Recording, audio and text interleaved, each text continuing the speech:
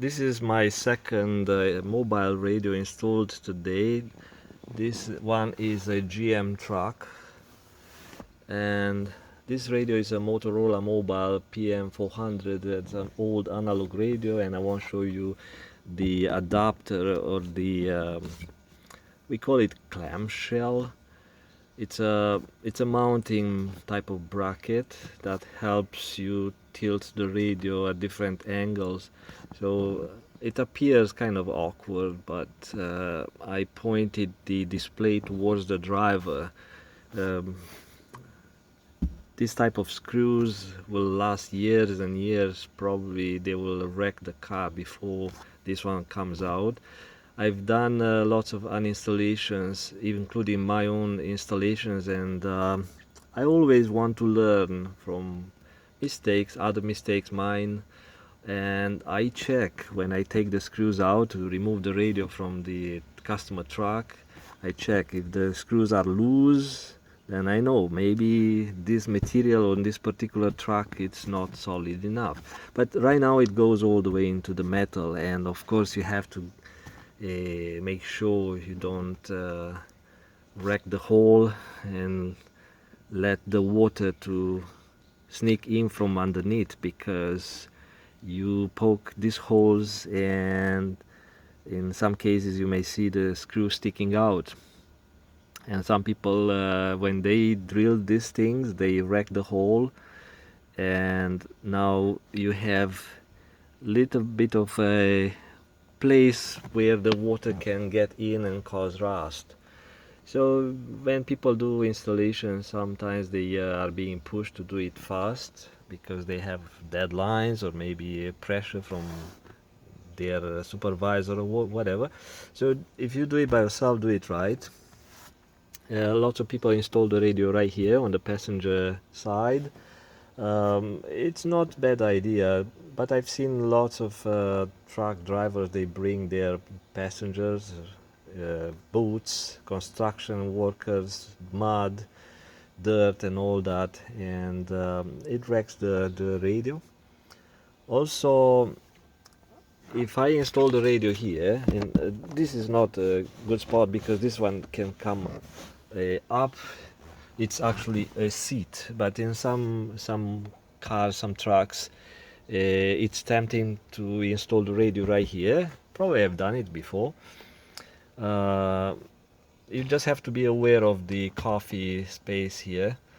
The driver or the passenger tends to grab the coffee cup or the juice, and if they have a strong hands they might squeeze that cardboard cup and spill the liquid on the radio. That's kind of a disadvantage. So it's fast here. You would have to run the cable under the carpet somehow. You can run it on top, but to make it look nice you can cut a little slice, little hole into the carpet and run the cable underneath without being visible, and of course you have to protect that cable, and you have enough space here, so you can do it here, but I'll show you how I've done it in this particular car.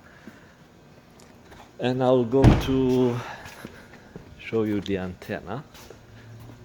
The antenna, like usual, installed custom brackets for this particular car, and I've used one of the bolts here, and that bolt gives me a very good grounding. And this particular antenna model has very good reading, like the SWR or VSWR is very small, maybe quarter of a watt out of 50, and I tested in various frequencies from 158 to 171, and this antenna performs way better than the cone types that we normally use. And of course I ran the cable into the firewall. Someone ran already some cables and did not push the big grommet that is part of the big harness, didn't push it back in. So some people do that, and they even run uh, their cables for lights or for other devices. They run it between the firewall metal, the sheet metal, and the rubber, and you get that cable pinched in within a year or two because the insulation breaks, cracks and breaks, and you get shorts. And for that, so I never did such a thing, but I've seen a bunch of installation done by other people like that.